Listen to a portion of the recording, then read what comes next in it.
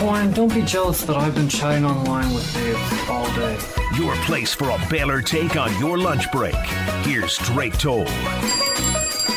Welcome back into the Petty Clinic Low T Bears Den today. Happy Wednesday, everybody. I'll tell you what, they say that Bricktown is a hitter's ballpark, and I'm pretty sure they're right. 4-0, a quick start from Kansas State, a la Texas Tech. Geoff Haxton, the voice of the Red Raiders, joining the show today, Red Raider Baseball. Tell you what, Geoff, Kansas State said, let's just rip a page out of Texas Tech's book. They did. They've done some really impressive things here. A couple walks, then a couple knocks. Most of this has been done with 2 outs. And I think that was Drake Phillips. Is it? I can't remember. Phillips. Well, what's Phillips' first name? I don't know. He just put it up on the berm. So K-State's off to a great start, up 4-0. They're finally done. And TCU, I mean, I was wondering, were we going to get really mad TCU, the ones that want to, get back in the national seed conversation, or the TCU that's just kind of going through the motions? And K-State's that other team. K-State's that team that's saying, not only are we going to win today, but we're going to try to win this whole thing and go to the NCAA tournament. I tell you what, Geoff, when it comes to teams winning the NCAA or winning their conference tournament that shouldn't, Baylor needs as few of those teams to make a run as possible, as Fairfield went down to Canisius today. That's going to hurt some bubble squads. And we've talked about bubble. Geoff, for this Baylor squad, what you saw today compared to what you saw in Lubbock earlier this year, was there anything different, or is this just the parity that is baseball? I think Baylor, with COVID and some injuries, looked like a completely different team today, to be honest with you. There wasn't much life there. That happens sometimes in a 9 a.m. start. I've seen Texas Tech not have any life on this field every year that I've come up here. Texas Tech has been really bad here. Now, I got there in 2017. That was my first year. But it's usually 2 in Q or win 1 and then go home. Texas Tech is they're set up for a run in this tournament now, getting through the day the way that they did. I just feel like they're going to be here a long time. They're just too good at the plate. Drake, you saw that today with our guys. Now you got, hey, Nate Rombach, going into the Kansas series last weekend, had 0 hits in Big 12 play. None. Today, he's a triple shy of the cycle. He's just a completely different guy. You throw that kind of guy in with Drew Baker, Jace Young, Braxton Fulford, and some of these other guys, and it's tough to get Texas Tech out. But Baylor, it just didn't look like the same bunch. Yeah. Geoff, along with that, I think one of the reasons why, from my perspective, I'm looking at Cam Cayley that goes out on the mound for Baylor, who's not your ideal starter, but COVID and injuries have you there with Cayley. In his last 26 innings, he's got a 1.40 ERA coming into today, had thrown well in his last 8 appearances against a guy in Mason Montgomery, a little more hit or miss. And not only that, Mason Montgomery's the same guy that took the loss on Sunday in Lubbock against Baylor. For me, it's okay. Baylor has seen Montgomery before. Cayley's throwing well. I didn't expect the starting pitching duel to go the way that it did. I was wondering about Cayley because, like I said, those numbers are really good, and that's got to give you some confidence going into this thing. And one thing we've seen with Texas Tech, if they jump out early, it's really tough for anybody to come back on them. And today, Drew Baker says, okay, first at bat, I'm going to hit it 420 over the left field wall. And Baylor just didn't look like they were up to it. Their shoulders kind of dropped. The body language wasn't the way that it needed to be. I really think that first swing from Drew Baker just set all the tone. And then you're right on Montgomery. He is about as hit and miss as it comes. And like either a thump or a thud, because again, he struck out 12 at West Virginia, was the National Player of the Week from the Collegiate Baseball Foundation. And then he went through a third of an inning at K-State.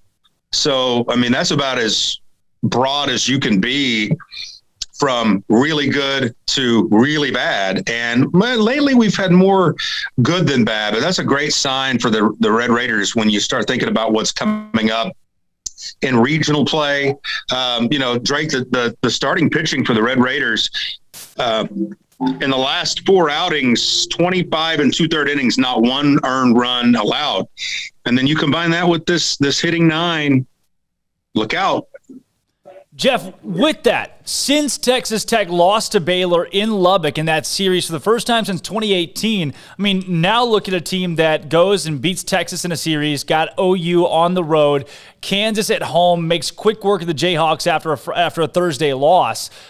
Texas Tech is clicking now, much more so it seems than they were that weekend against Baylor in Lubbock. I think Baylor was a really good wake-up call because, again, my partner Jamie Lent went over the stats from that weekend, and Baylor dominated everything. A team ERA of 3.2 for Baylor. Texas Tech was in the 8s. The runners in scoring position was just a joke for the Red Raiders that weekend. Baylor easily could have swept the Red Raiders, took 2 of 3. Texas Tech gets that Braxton Fulford double into the corner, or it's a sweep for Baylor. But it feels like two teams going in opposite directions now. But that was a big wake-up call. I tell you what, Baylor, I thought at least, Baylor would ride the momentum of that through Oklahoma State, through Oklahoma. They end up dropping both of those series, going 2-4. They're now 2-5 in their last 7. I want to ask you, Geoff, for a team like Baylor, they are fighting in this conference tournament. You've got squads across the country like an Arkansas or a Texas. They can win a few in their conference tournament, or they can lose out in 2. Not going to matter. They're going to be a national seed. For Baylor, they need to win to go to the postseason. How do you play this differently if you're Texas Tech or Baylor in comparison to just the juxtaposition of how you compete in this tournament? I think Texas Tech is trying to leave Oklahoma City with it being a certainty that they're a top 8. That's the goal.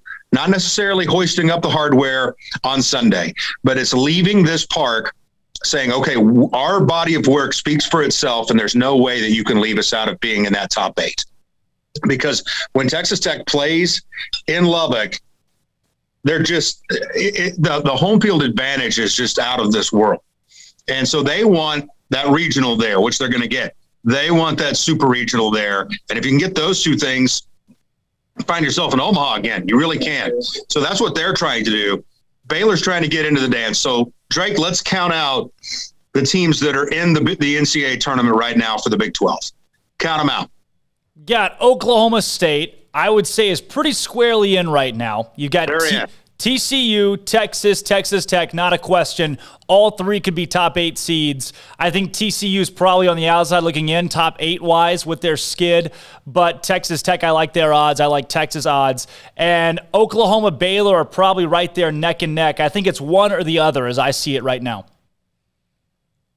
Oklahoma's not it. Unless they make a run and go to the championship, Oklahoma's not going to get in. I think Baylor's in this tournament. Even with a loss tomorrow, I think Baylor gets in the NCAA tournament. And the reason why is Coach Tadlock, and I'm going to tweet this later, and hopefully it'll get a little run. Coach Tadlock talked about the strength of this league and how you have to show up every time. Certainly Baylor's on that list because they won 2 or 3 in Lubbock. But it's the number 1 RPI league. Let's get it a little bit more respect. I think we need to start talking about our league in different terms. That is a tough league. I mean, you do have Kansas and West Virginia at the bottom, but you're always going to have somebody down there. And then the rest of the teams need to have a little bit more respect given. So when I think about that respect that's going to get given, I think that puts Baylor in the tournament. Geoff, you talked about Kansas, West Virginia, but it's the same West Virginia team that snuck a couple from some folks so far this season, and a Kansas team that they just refuse to be swept. Kansas just can't be swept. TCU, they take a win. Tech, they take a win. Baylor, they take a win. When you look at the OU, they take a win. Full body of work in the conference. How tough is it to sweep anyone in the Big 12? Well, there have been very few sweeps. I think the most surprising sweep was TCU taking 3 from Oklahoma State in Fort Worth. The Cowboys were in every one of those games, especially should have won on Sunday. That really set Oklahoma State back some. But it is. I mean, Oklahoma took 2 of 3 from Oklahoma State. The Cowboys have a win over Vanderbilt. They've got wins. I think the RPI for Oklahoma State is at 16. So they don't have anything to worry about as far as getting into the NCAA tournament. What they're going to be doing right now is trying to avoid getting sent to an Arkansas or somebody like that. They're going to try to work their way into a better spot to maybe get into a 2 or a 3 at a weaker 1. I do think, what we've got on the line here is, watching K-State. The Horned Frogs have a couple runners on here. in the bottom of the first, so still 4-0 Cats. But you're trying to get. If you're K-State, you're thinking we got to go win this thing. If you're Oklahoma, you're thinking we got to go win this thing, in West Virginia too. And here's the deal: I wouldn't put it past any of them, man. When it gets hot up here, and you get deep into a week, and you get some teams that are, hey, Texas. I mean, we're already in, no problem, right? This thing gets really interesting. I think that's off the top of the wall. Sorry, I'm a play-by-play guy, Drake. I do these things. It's 4-2 K-State now with a double for TCU. Wow. Well, we're going back and forth across Big 12 play. I mean, these teams, again, it's baseball in general. Anybody can beat anybody. But Big 12, the volatility of the league this year. Geoff, from your perspective, I know you've been looking at these rankings pretty closely, right around where I have. When it comes to Texas Tech being in the conversation of the top 8, you got D1 baseball ranking that came out on the 23rd. It has Tech right now as the number 5 team in the country, pretty squarely in the conversation for hosting a super regional as well. And for us, we're looking at best case scenario for Baylor, whether it be to go to Starkville, to go to Stanford, Eugene, maybe East Carolina or Oxford. But then you're asking, say you get your Charlotte. Baylor goes to Charlotte. Well, then you get Arkansas on a super. If you are looking from Baylor's perspective, what is your ideal regional out of this top 10, 15 group of teams? On that selection Monday, you just see your name. That's it. I mean, when you're on the bubble, it doesn't matter. I mean, you have to get there, and then you have to get hot. And so Baylor's journey starts tomorrow against either K-State or TCU, and they've got to win to build some steam, to stay in this thing, to get the feel of postseason baseball, because this is a neutral place. It feels like a regional. It's hosted regionals. Stay here as long as you can. Get going as much as you can, and then it really doesn't matter.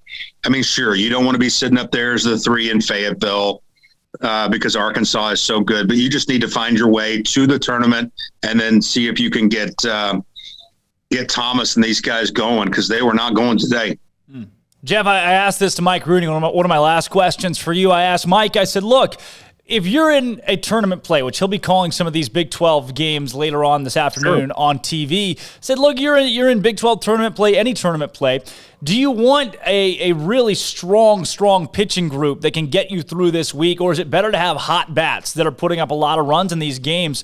From your perspective, he said both on the front end and then fell with the batters. From your perspective, is it more key that Baylor's pitching staff comes alive or their bats are hot throughout this week? Knowing what we know with some of the COVID stuff going on with the pitchers, I'm an American League guy, and I'm a hit the ball guy. I couldn't stand pitchers. They're just a different breed, So I was a catcher. I was a third baseman. I was a DH. Let's get the bats going, man. And then, we don't have that south wind today, but I'm sure we're going to have it at some point. And so once you get that south wind, the ball starts jumping out to left field. You got to get the bats going. And if you don't have those, you don't have a chance. So that's the way I would hope, maybe Baylor can get something going in that direction, because they're going to have to get hot bats and then just, get as many guys out as you possibly can. Well, I'm glad you said bats, considering the just how thin Baylor's pitching staff is going to be over the course of the rest of the week, but they should have most of those guys back if they are to make a regional. Geoff, my last question for you, I asked Pat Combs this same thing, and to flip it around to you, I'd be remiss if I didn't ask, what is this week like for you? I mean, you get just a bunch of baseball going on for quite a few days there in Oklahoma City with a lot of, I'm sure, broadcasters that you know and people you know from the conference. What is the Big 12 Championship Tournament like for you? Well, really, it's a dream for me, because I grew up watching this tournament at long before Baylor was in the Big 12. It was hosted at the Oklahoma State Fairgrounds at the old 89er ballpark, and they had the Marlboro Man out in left field, and they had a berm the kids could run up and down on, and we would come up from Duncan, Oklahoma, where I was born, come up the H.E. Bailey Turnpike and watch OSU win it year after year after year. We were Oklahoma State people, and I'm an Oklahoma State grad. So now when I get to come here and just kind of absorb it all in a great ballpark, and it's a reunion for me because I get to come home. My family lives up the road in Edmond. I'm going to be sad to see it leave Oklahoma City. I know Arlington will have some great things, but Oklahoma City is the place for me on this deal. And, everybody, It's when you miss out on a deal like 2019, it just sucked so bad. Now you get to, see everybody again. And I just had the worst hot dog I've ever had in my entire life, but it was at the Big 12 tournament, so it really doesn't matter. It's a great event, and I have 3 kids of my own. So one of them's little 2.5. So she's been wearing me out. Get a little break from some diapers. I did bring my oldest child up here, and she actually came to the game today. So it's a great time for me. I wouldn't trade it for anything. Wow. Surprised you got her up so early. I'm telling you, like, for me, I'm a college guy. Like, that is just waking up to get in front of a TV at 9 o'clock was enough for me. That feat in itself, congratulations.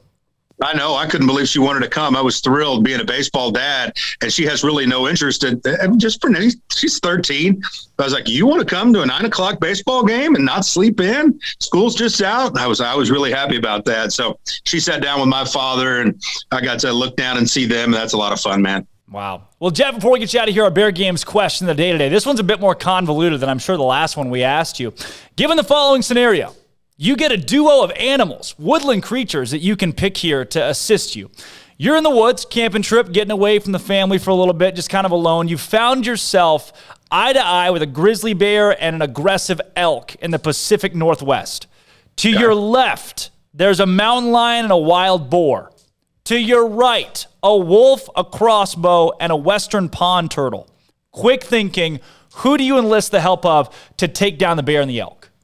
Who's with the mountain lion? With the mountain lion, you've got a wild boar. A razorback, if you will. As a native of Arkansas, we'll call it a razorback. Okay.